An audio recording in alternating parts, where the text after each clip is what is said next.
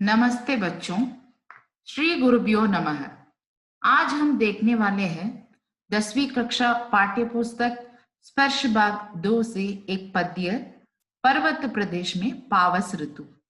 सबसे पहले हम इसका अर्थ जानेंगे। पर्वत प्रदेश यानी पर्वतीय क्षेत्र है, पावस ऋतु यानी वर्षा ऋतु है। आइए हम पहले कवि सुमित्रानंदन पंत जी के परिचय देखेंगे। सुमित्रानंदन पंत जी वह छायावादी काव्य धारा के प्रमुख कवि माने जाते हैं। उनका जन्म सन 1900 में प्राकृतिक सौंदर्य से परिपूर्ण जिला अल्मोड़ा के कौसानी ग्राम यानी कौसानी गांव में हुआ था। उनके पिता का नाम श्री गंगादत्त और माता का नाम सरस्वती था। गांधी जी के आंदोलन से प्रभावित होकर सुमित्रानंदन पंत जी ने कॉलेज यानी अपना पढ़ाई छोड़ दिया था। संस्कृत, हिंदी, बंगला एवं अंग्रेजी आदि भाषाओं के अध्ययन द्वारा पंत जी ने अपनी प्रतिभा को समृद्ध बनाया। उन्होंने अपने आप को प्रॉस्परस भी बना दिया। पहले हम जानेंगे इनकी प्रमुख कृतियां क्या क्या है और उसके बाद उनकी यानी जो भी पुरस्कार उनको मिला उसको हम देखेंगे।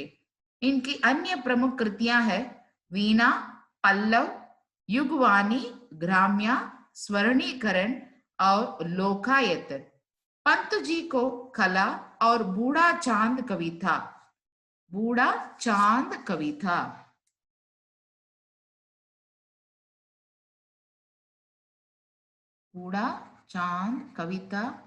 संग्रह यानी ग्रुप ऑफ पोएम टुगेदर यानी बूढ़ा चांद कविता संग्रह के लिए साहित्य अकादमी पुरस्कार तो मिला है और चिदंबरा संग्रह पर ज्ञानपीठ पुरस्कार सहित अनेक पुरस्कारों से सम्मानित किया गया।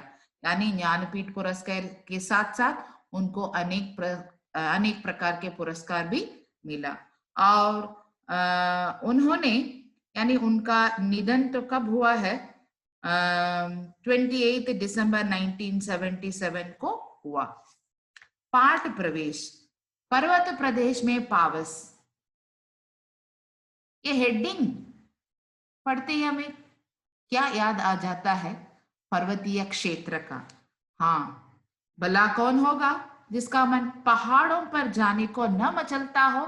Everybody would like to go to the hilly areas and see the प्राकृतिक प्रेमी है जो पहाड़ी क्षेत्र में जाके अपने आप को खो जाता है। जिन्हें सुंदर हिमालय तक जाने का अवसर नहीं मिलता, यानी सुंदर हिमालय देखने का अवसर तो यानी किसी को नहीं मिलता है। अगर मिलता है तो कैसा लगेगा? हाँ, आसपास के जो भी पर्वत में प्रदेश में जाने का अवसर शायद ही आज से जाने देते हो। इसका मतलब हिमालय को जाने का अवसर किसको नहीं मिलता है, वो अब यहाँ पे आसपास के जो भी पर्वत प्रदेश है वहां पे जाके अपना प्राकृतिक प्रेमी को वहां पे प्रकट करते हैं। ऐसे में कोई कवि और उसकी कविता, यानी यहाँ पे सुमित्रानंदन पंत जी तो छायावादी कवि है, उनकी कवि यानी कविताओं द्वारा अगर कक्षा में बैठे बैठे ही आप तो कक्षा में बैठते हैं परंतु आपको इस अनुभूति दी जाए जैसे अभी अभी पर्वतीय अंचल में विचरण करके लौटा हो। Just now you have just return from the पर्वतीय क्षेत्र, तो कैसा होगा अभी हम देखेंगे इस पोएम में तो क्या होता है। पर्वत प्रदेश में पावस ऋतुति पर्वत प्रदेश पल पल परिवर्तित प्राकृति वेश। पावस ऋतु मैंने पहले ही बताया, पावस का मतलब यानी रेनी सीजन, वर्षा ऋतु है। पर्वत प्रदेश इसका मतलब है पर्वतीय क्षेत्र यानी पहाड़ीय क्षेत्र। परिवर्तन का मतलब बदलाव, बदलना, चेंजेस। प्राकृति वेश यानी प्रकृति का रूप यानी अपना आकार में जो भी चेंजेस होता है उसके बारे में हम देखेंगे। पहले यहाँ पे कवि कहते हैं कि पर्वतीय क्षेत्र में वर्षा ऋतु यानी अगर पर्वतीय क्षेत्र में वर्षा ऋतु होता है तो कैसा लगेगा? वहां पे पर्वतीय क्षेत्र में अभी वर्षा ऋतु का आगमन हो गया है, जिसकी वजह से प्रकृति में यानी इन नेचर इसके रूप में बार बार तो बदलाव आ रहा है, यानी बार बार पल पल परिवर्तित हो जाता है ये प्रकृति वेश। अपना वेश तो पल पल क्षण क्षण वो तो परिवर्तित करते रहते हैं। अर्थात कभी बारिश भी होती है और कभी धूप भी निकल आती है। बारिश यानी वर्षा है, धूप यानी हॉट सन। यानी यहाँ पे कवि कहते हैं कि पर्वतीय क्षेत्र में यानी पहाड़ीय क्षेत्र में पावस ऋतु में यानी वर्षा ऋतु में तो यहाँ पे प्रकृति तो अपना वेश पल पल तो परिवर्तित रहता है, अपना आकार को परिवर्तित करते रहते हैं। कभी कभी बारिश भी होती है, कभी कभी धूप भी निकल आती है। आगे देखें,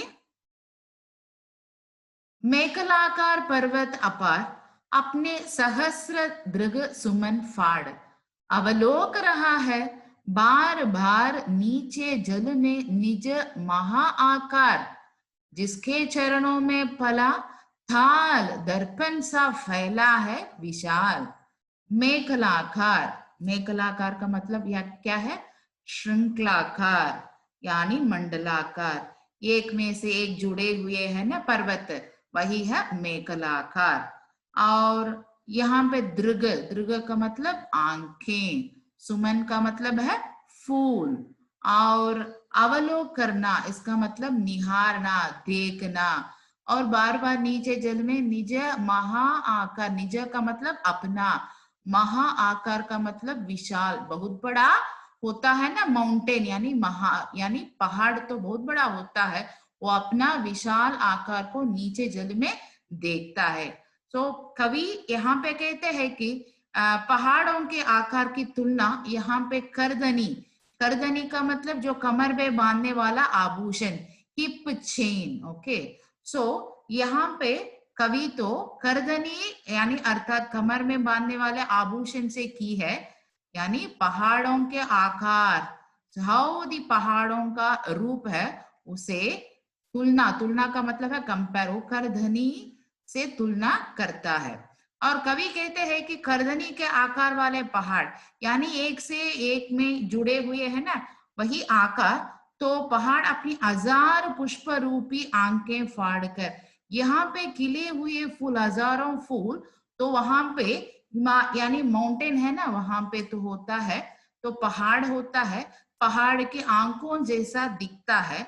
तो वहां पे कवि कहते हैं कि अपनी हजार पुष्प रूपी आंखें, यहाँ पे जो भी पुष्प खिले हुए हैं उसकी तुलना आंखों से करता है, यानी पुष्प रूपी आंखें अपना रूप नीचे, नीचे का मतलब नीचे तो दर्पण यानी वहां पे जल होता है, वहां पे अपना आकार को देख रहे हैं। सो मेखलाकार पर्वत अपार अपने सहस्र दृग सुमन फाड़, मेखलाकार का मतलब मंडलाकार यानी एक में से एक जुड़े हुए पर्वत, वो तो कवि यानी तुलना करता है करदनी यानी कमर में जो भी बांधने वाला आभूषण है ना करदनी, उसके साथ तुलना करता है, वो ऐसा लगता है करदनी जैसा, इसलिए वो तुलना करता है, एक में से एक जुड़े हुए है।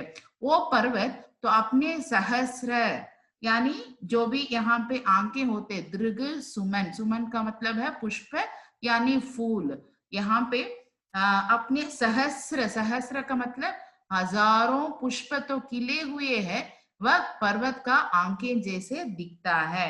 वह अवलोक रहा है यानी देख रहा है बार बार नीचे जल में, नीचे तालाब जल होता है ना, उसमें अपना महा आकार को निहारता रहता है, जिसके चरणों में पला थाल यानी नीचे दो जो चल यानी जल होता है, वहां पे दर्पण सा, दर्पण यानी शीशा के तरफ, that is it is so pure, so he just compared that with the दर्पण, दैट जल को दर्पण जैसा वहां पे फैला है, इतना बड़ा भी होता है, नीचे जो भी तालाब होता है दर्पण जैसा, उसमें अपना महा आकार को देखता रहता है।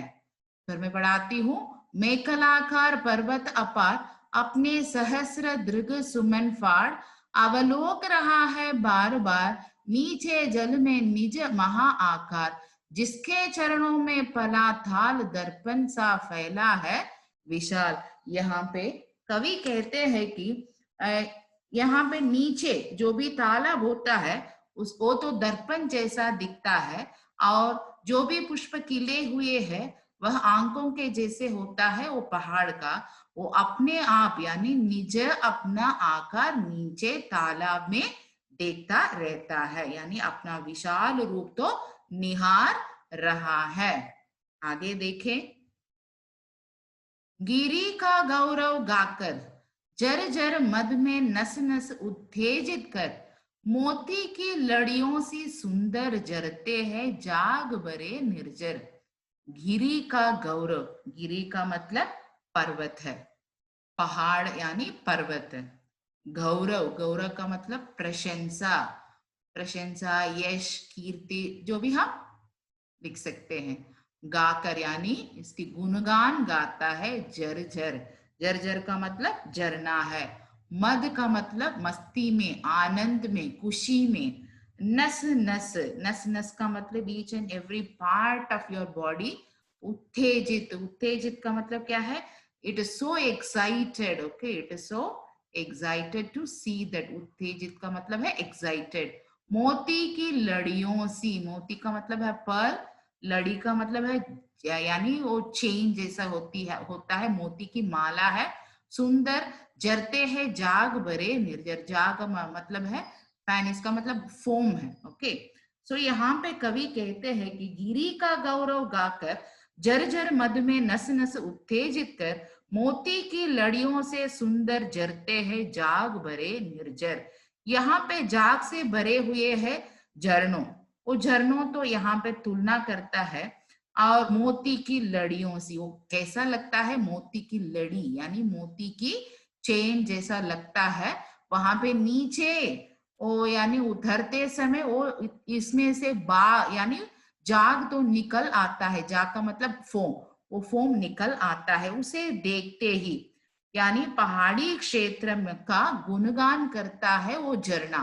गिरी का गौरव गाकर जर्जर, झरना यानी पहाड़ी क्षेत्र का गुणगान करता है और उसे देखकर मद में यानी मद में आनंद में यानी पूरा प्रत्येक अंग तो यानी उत्तेजित हो जाता है। और वहां पे मोती की लड़ी, वो झरना तो मोती की लड़ियों की तरफ तुलना किया हुआ है, वो इतना सुंदर भी दिखता है। और नीचे जरते समय वहां से जाग तो निकल आता है, जाग का मतलब वो तो क्या है? फोम। इन पंक्तियों में कवि ने किसी पर्वत से गिरते झरने की सुंदरता का बखान किया है। बखान का मतलब वर्णन करना।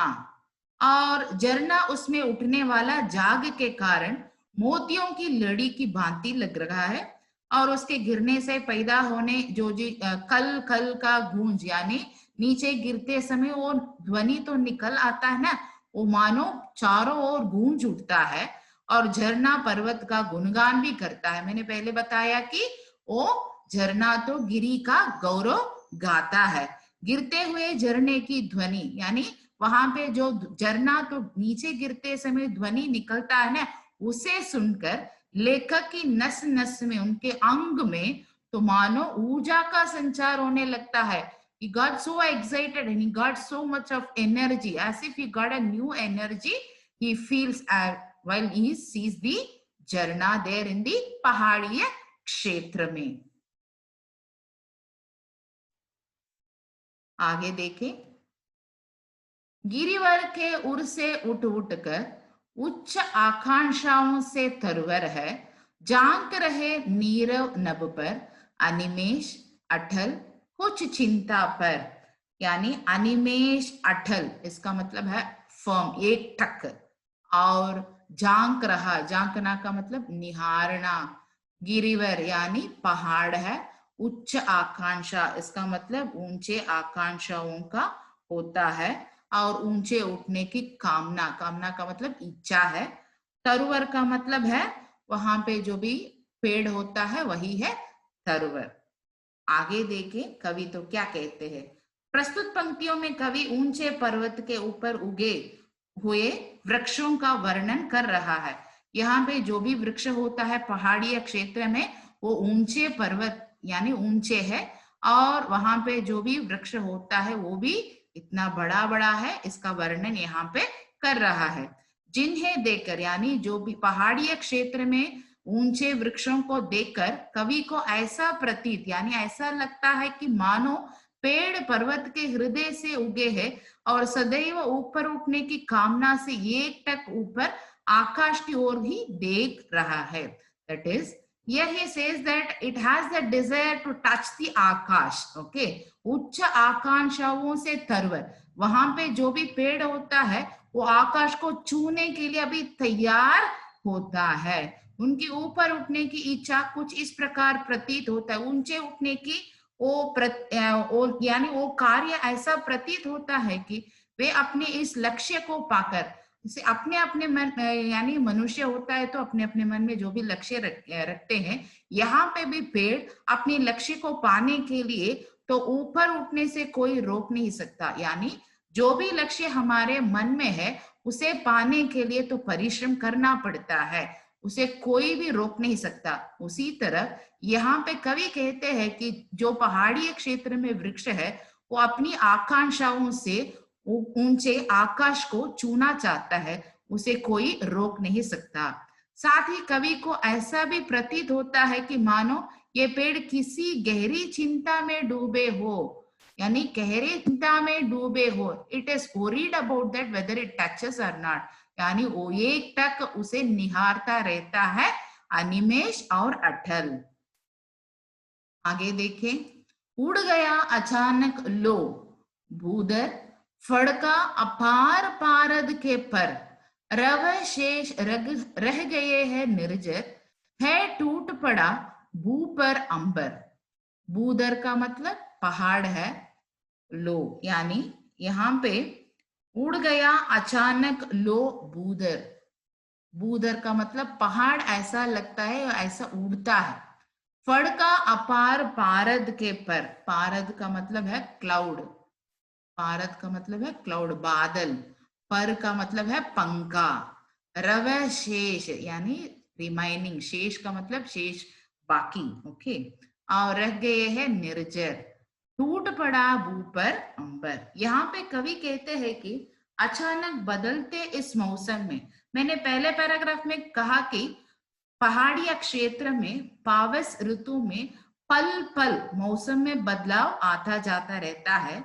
इस बदलते मौसम में जब आकाश में बादल छा जाते हैं, यानी when it is a dark clouds, तो पर्वत भी ढक जाता है, यानी उसी बादल में पर्वत भी छिप जाता है अपने आप को। इसीलिए कवि ने कहा है कि अचानक पर्वत अपने चमकीले पंख, यहाँ पे मानो कवि तो ऐसा तुलना करता है कि पर्वत के लिए पंख होता है, उस चमकीले पंख वो तो अभी फड़फड़ा रही है।